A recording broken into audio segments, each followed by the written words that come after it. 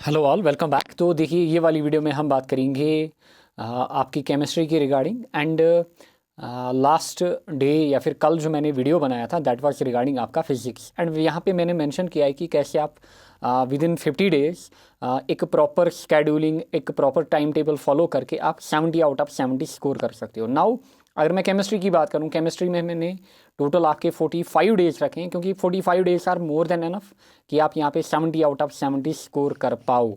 Now देखिए, अगर मैं केमिस्ट्री की बात करूं, यहाँ पे मैंने दो टाइप के टाइम टेबल या फिर दो टाइप की स्केड्यूलिंग लेके चलूँगा depending upon the type of student. आप खुद देखो कि आप किस कैटेगरी में फॉल कर रहे हो। नाउ पहली जो कैटेगरी यहाँ पे हमारी रहेगी दैट इज़ जिन्होंने सभी चैप्टर्स पढ़े हैं एंड स्पेशली जिन्होंने ऑर्गेनिक केमिस्ट्री पढ़ी है। दूसरा जो टाइम टेबल यहाँ पे हमारा रहेगा दैट विल बी रिगार्डिंग वो स्टूडेंट जिन्होंने ऑर्गेनिक केमिस्ट्री अभी नहीं पढ़ी है, क्योंकि केमिस्ट्री में आपका टोटली जो डिसाइडिंग फैक्टर रहेगा that will be your organic. आप अभी से दिमाग में ये चीज़ फिक्स करिए।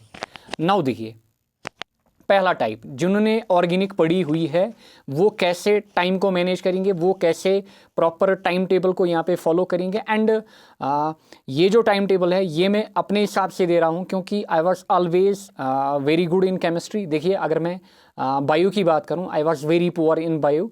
अगर मैं बायो की बात करूँ, 11th-12th जो मैंने पढ़ी बायो, फिर इंट्रांस वगैरह मैं काफ़ी पुअर था किसमें, बायो में। फिर फिज़िक्स की अगर मैं बात करूँ, उतनी फिज़िक्स नहीं आती थी जितनी आनी चाहिए थी।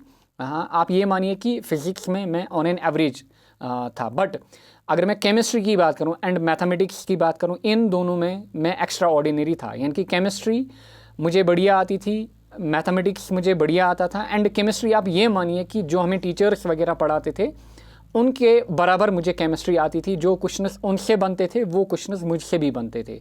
सो इसीलिए केमिस्ट्री में जो चीज़ मैं आपको बोलूँगा आप अच्छे से वो फॉलो करो। एंड प्रॉपर वे में ऐसे ही मैं टाइम टेबल फॉलो करता था, चाहे जेई हो या फिर 12th वगैरह हो। वहाँ पे मैंने प्रॉपर, या फिर गेट की अगर हम बात करें, वहाँ पे प्रॉपर ऐसे ही टाइम टेबल मैं फॉलो करता हूँ, क्योंकि time table is must. Otherwise आप ऐसे ही पढ़ते रहते हो जब तक आप प्रॉपर वे में पढ़ाई ना करो, जब तक आप प्रॉपर अरेंजमेंट के हिसाब से, प्रॉपर स्केड्यूलिंग के हिसाब से पढ़ाई ना करोगे, आपका आउटपुट नहीं आएगा, आपकी एफिशिएंसी नहीं बढ़ेगी, आप ट्रैक पे नहीं आओगे। नाउ देखिए, पहला जो टाइप है यहाँ पे दैट इज़ जिन्होंने ऑर्गेनिक केमिस्ट्री पढ़ी है या फिर सभी चैप्टर्स पढ़े हैं या फिर कोई चैप्टर उनसे रह गया, उनके लिए ये टाइम टेबल है। यहाँ पे आप क्या करेंगे, 45 डेज का कोर्स आपको करना है, यहाँ पे अच्छे से करना है। एंड मैं ये मान के चलूँगा कि ऑन एन एवरेज आप यहाँ पे भी 3.5 से 5 आवर का जो ड्यूरेशन है वो अपनी केमिस्ट्री के लिए रखेंगे। यानी कि 3.5 आवर्स टू 5 आवर्स यहाँ पे आप अपनी ऑर्गेनिक केमिस्ट्री के लिए रखेंगे। नाउ ध्यान दीजिए, यहाँ पे आप क्या करोगे, पहले आप सॉल्यूशंस को पढ़ोगे जिनने सारे चैप्टर्स पढ़े हैं। सॉल्यूशंस के वन शॉट्स आप पढ़ोगे या फिर कहीं से भी आप वीडियोस देख सकते हो, 3 वन शॉट्स में आपका सॉल्यूशंस हो जाएगा। फिर नेक्स्ट आप क्या करोगे, सॉल्यूशंस का रिवीजन करोगे, यानी कि आर फॉर रिवीजन। यहाँ पे सॉल्यूशंस का आप रिवीजन करोगे 2 दिन। उसके बाद आप इलेक्ट्रोकेमिस्ट्री उठाओगे, 3 दिन आप अच्छे से इलेक्ट्रोकेमिस्ट्री पढ़ोगे। फिर इलेक्ट्रोकेमिस्ट्री की आप 2 दिन नेक्स्ट क्या करोगे, रिवीजन करोगे। फिर केमिकल काइनेटिक्स आप उठाओगे, 2 दिन आप पढ़ोगे अच्छे से। फिर नेक्स्ट 2 दिन आप क्या करोगे, केमिकल काइनेटिक्स के रिवीजन। यानी कि यहाँ तक आपके 3 यूनिट हो गए, पहले 3 यूनिट। नाउ जो डे 15 होगा आपका, इसमें आप क्या करोगे, डे 15, 16, 17, इसमें आप तीनों यूनिट्स को एक बार फिर से पढ़ोगे। यानी कि फिजिकल के 3 यूनिट हैं आपके, solution, electrochemistry and chemical kinetics. इन तीनों को आप अच्छे से पढ़ोगे। सो पढ़ोगे मतलब इनकी प्रैक्टिस करोगे, and that is not by orally. आप यहाँ पे प्रैक्टिस करोगे रफ वगैरह, जिसके ऊपर भी आप प्रैक्टिस करो। फिर जैसे ही आपने फिजिकल वाला पोर्शन कंप्लीट किया डे 17 तक, एंड इट इज़, आप ये मानिए कि यहाँ तक आपका रिवीजन भी बढ़िया हुआ होगा डे 17 तक, अगर आप इस स्ट्रैटेजी को फॉलो करोगे। फिर इसके बाद आप उठाओगे डी एंड एफ ब्लॉक, 3 दिन आप अच्छे से पढ़ोगे। फिर 2 दिन आप क्या करोगे, 2 दिन इसके आप रिवीजन करोगे, यानी कि आर फॉर रिवीजन यहाँ पे। इसके बाद आप कोऑर्डिनेशन कंपाउंड्स उठाओगे, 3 दिन आप कोऑर्डिनेशन कंपाउंड्स पढ़ोगे। फिर नेक्स्ट 2 दिन क्या करोगे आप, नेक्स्ट 2 दिन आप इसमें अगेन रिवीजन करोगे। फिर जैसे ही ये आपका फिनिश हुआ, आप क्या करोगे, आप कंबाइन 2 दिन अगेन जो आपने इनऑर्गेनिक पढ़ी दैट इज़ आपका D and F block and आपकी कोऑर्डिनेशन कंपाउंड्स, इसका आप अलग से रिवीजन करोगे 2 दिन, यानी कि 28 एंड 29 को। फिर इसके बाद आप क्या करोगे, इसके बाद जो आपने पहले यूनिट पढ़े हैं फिजिकल के, उनके फिर से आप रिवीजन लगाओगे डे 30 एंड डे 31 पे, तीनों यूनिट के। इसके बाद आप उठाएंगे ऑर्गेनिक वाला पोर्शन, एंड ऑर्गेनिक ऑलमोस्ट यहाँ पे 8 डेज आप पढ़ोगे, 1 2 3 4 6 7 8 डेज तक आप क्या पढ़ोगे अच्छे से organic.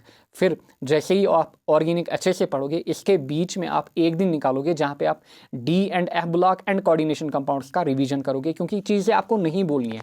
And it is proven scientifically कि जिस चीज़ को आप 14 डेज तक छोड़ देते हो, वो चीज़ ऑटोमेटिकली आपके दिमाग से गायब हो जाती है। यानी कि अगर आपने कोई चीज़ आज पढ़ी, अब अगर आप विद इन 14 डेज या फिर 15 डेज इस चीज़ का रिवीजन करते हो, ये वापस से आपके दिमाग में आती है। It is scientifically proven. But इसीलिए मैंने प्रॉपर वे में आपका यहाँ पे टाइम टेबल फ्रेम किया या फिर शेड्यूलिंग की है, ताकि आपसे कोई भी जो भी आपके माइंड में चैप्टर है वो आपसे ना छूटे। फिर इसके बाद आप क्या करोगे, इसके बाद आप 5 डेज कंटिन्यूसली यहाँ पे रिवीजन करोगे ऑर्गेनिक केमिस्ट्री का। So this is how you will follow the time table. यहाँ पे आप स्क्रीनशॉट भी ले सकते हो, लीजिए।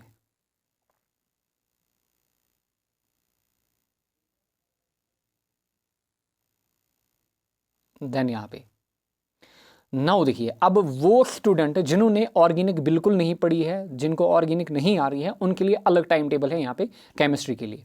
नाउ अगर आपने ऑर्गेनिक नहीं पढ़ी है, आप क्या कर सकते हो, आप हमारे बैच में इनरोल हो सकते हो। जब आप प्ले लिस्ट में जाओगे, प्ले लिस्ट में यहाँ पे आप देखोगे ऑर्गेनिक केमिस्ट्री, यहाँ पे आपको सारे वीडियोस नहीं मिलेंगे क्योंकि वो बैच में है। जैसे आप बैच में इनरोल होंगे आपको वो लेक्चर या फिर वीडियोस मिलेंगे। नाउ देखिए, जो अभी से ऑर्गेनिक केमिस्ट्री स्टार्ट करना चाहते हैं, देखिए उनको क्या करना होगा, उनको केमिस्ट्री यहाँ पे 2 स्लॉट्स में पढ़नी होगी डेली। यानी कि अगर आप 4 घंटे पढ़ते हो, 2 घंटे आपको एक अलग टॉपिक को देने होंगे एंड 2 घंटे आपको ऑर्गेनिक को देने ही देने हैं।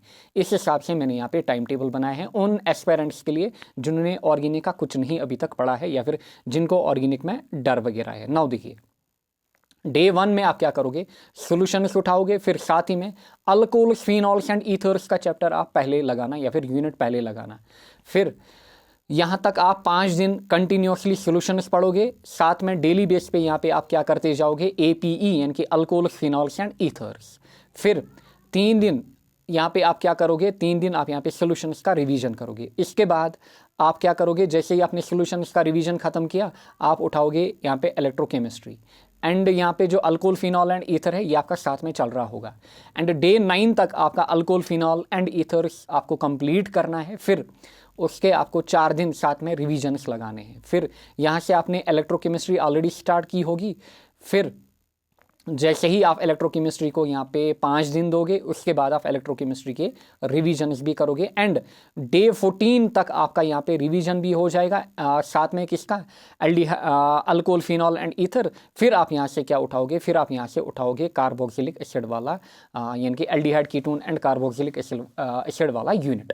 जैसे ही आप ये उठाओगे, इसको आप कंटिन्यूसली यहाँ पे लेके चलोगे यहाँ तक, यानी कि कहाँ तक, डे 22 तक, यानी कि दूसरी स्लॉट में डे 22 तक आपका क्या होगा, डे 22 तक आपका यहाँ पे aldehydes, ketones and carboxylic acids हो जाएगा। तब तक आपने क्या किया होगा, आपने इलेक्ट्रोकेमिस्ट्री का भी रिवीजन किया होगा एंड डे 16 पे आप क्या करेंगे, सॉल्यूशंस एंड इलेक्ट्रोकेमिस्ट्री का कंबाइन रिवीजन करेंगे।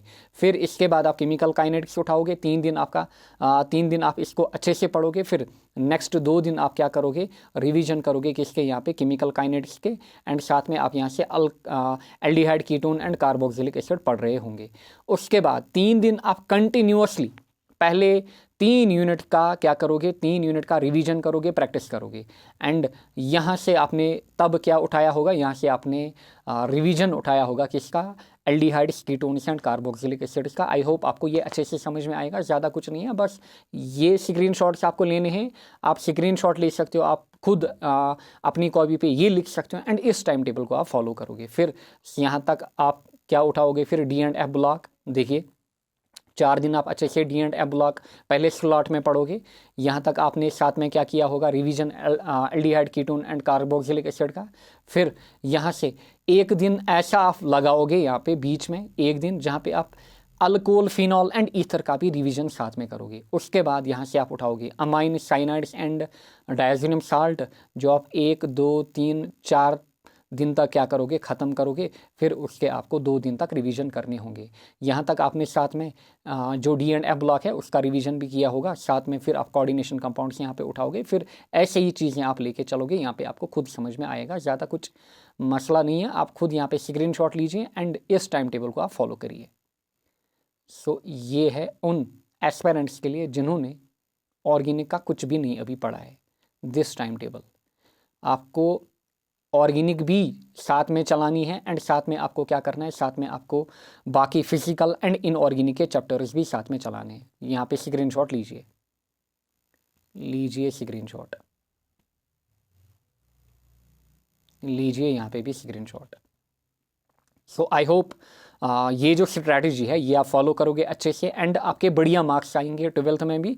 एंड देखिए, बार बार मैं एक चीज़ बोल रहा हूँ, अगर आपका 12th स्ट्रॉन्ग है, इनडायरेक्टली आप ये मानिए कि आपका जो 12th नीट वाला पोर्शन है वो बढ़िया हो जाता है। क्योंकि जो 12th नीट वाला पोर्शन है it is almost directly proportional to 12th board. अगर आपके 12th बोर्ड में अच्छे कॉन्सेप्ट्स क्लियर हैं, अच्छे मार्क्स आ रहे हैं, तब आपके 12th नीट वाले पोर्शन से भी अच्छे मार्क्स बनेंगे।